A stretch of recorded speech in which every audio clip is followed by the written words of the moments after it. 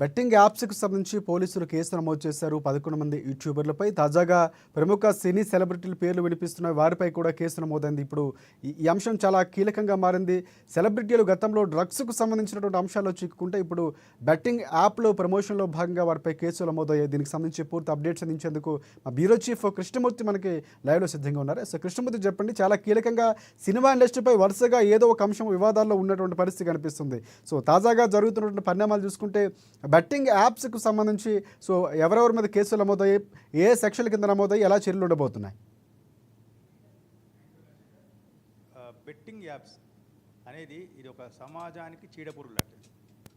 వాస్తవానికి సెలబ్రిటీలు కానీ ముఖ్యులు ఎవరైనా సరే సమాజానికి హితం, సమాజానికి మంచి చేసేది, సమాజానికి ఒక సందేశాన్ని ఇచ్చేటువంటి వ్యవహారాల్లో వాళ్ళు తలదూర్చడం కానీ, లేకపోతే వాళ్ళు దాన్ని ప్రమోట్ చేసే విధంగా వ్యవహరించడం కానీ, వాళ్ళకి దాని ప్రచారకర్తలుగా అంటే బ్రాండ్ అంబాసిడర్లుగా ఉంటే బాగుంటుంది.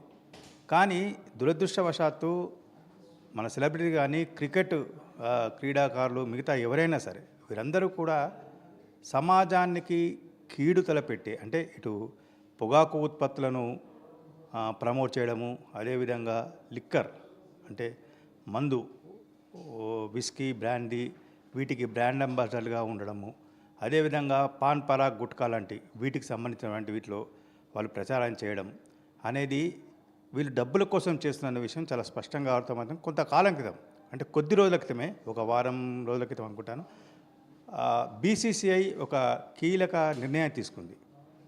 క్రీడాకారులు ఎవరైనా సరే ఇట్లాంటి అంటే మందు కానీ, సిగరెట్ కానీ వీటికి ప్రచారకర్తగా ఉండకూడదు. దీన్ని క్రికెట్ మ్యాచ్ జరిగేటువంటి సందర్భంగా వచ్చేటువంటి గ్యాప్లలో, విరామ సమయాలలో వీటిని అడ్వర్టైజ్మెంట్గా కూడా తీసుకోకూడదు, ప్రచారం చేయకూడదు అని చెప్పేసి ఒక రూల్ తీసుకొచ్చింది. ఇక్కడ అంటే మన తెలంగాణకు సంబంధించి మనం పరిశీలిస్తే ఇప్పుడు బెట్టింగ్ యాప్స్ అనేది కొంత సమాజానికి చేరకూడదు. మంది బెట్టింగ్ యాప్స్ బారిన పడి చాలా మంది యువకులు ప్రాణాలు కోల్పోయి అర్ధాంతరంగా బలవన్మగాలు పాలవుతుంది. కుటుంబ సభ్యులకు తీరని గర్భిస్తూ ఉన్నారు.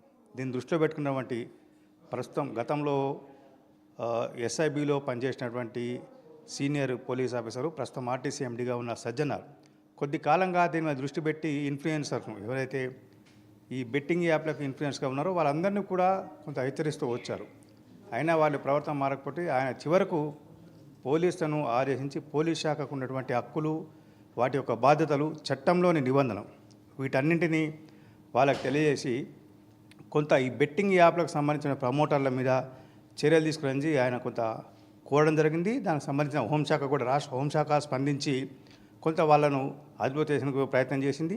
ఇందులో భాగంగానే ఇప్పుడు పంజాగుట్ట, మియాపూర్ ఈ రెండు పోలీస్ స్టేషన్లో సుమారుగా 25 మంది సెలబ్రిటీల మీద, దీంట్లో దగ్గుపాటి రానా కానీ, నాని కానీ మిగతా వాళ్ళు చాలామంది ఉన్నారు. ఇటు బుల్లితెర నటులు, అటు టాలీవుడ్ నటులు చాలామంది దీంట్లో ఉన్నారు. వీరిలో అంటే వీరందరి మీద కేసు బుక్ అయ్యాయి.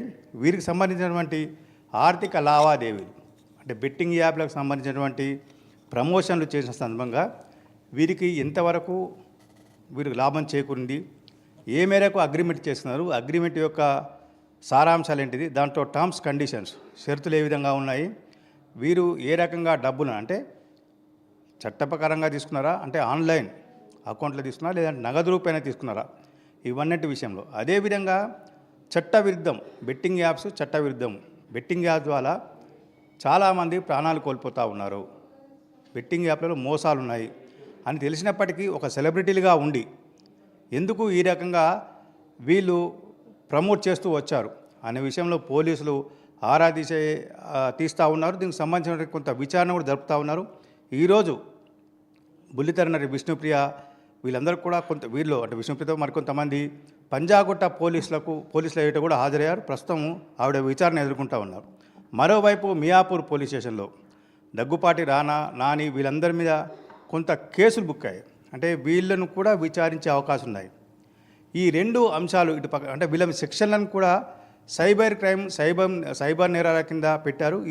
ఈ నేరాలు ఒకవేళ వీళ్ళ మీద పెట్టినటువంటి సెక్షన్లు అప్లికేబుల్ అయ్యి వీళ్ళ నేర నిరూపణ జరిగితే అంటే దర్యాప్తు అధికారులు సరైన ఆధారాలను సేకరించి న్యాయస్థానాల ముందుంచి వీళ్ళు జాతికి ఇటు యువతను నిర్వీర్యం చేసే విధంగా వ్యవహరించారు, జాతికి నష్టం చేకూర్చే విధంగా వ్యవహరించారు, చట్టానికి విరుద్ధంగా ప్రవర్తించారు అని ఒకవేళ దర్యాప్తు సంస్థలు నిరూపిస్తే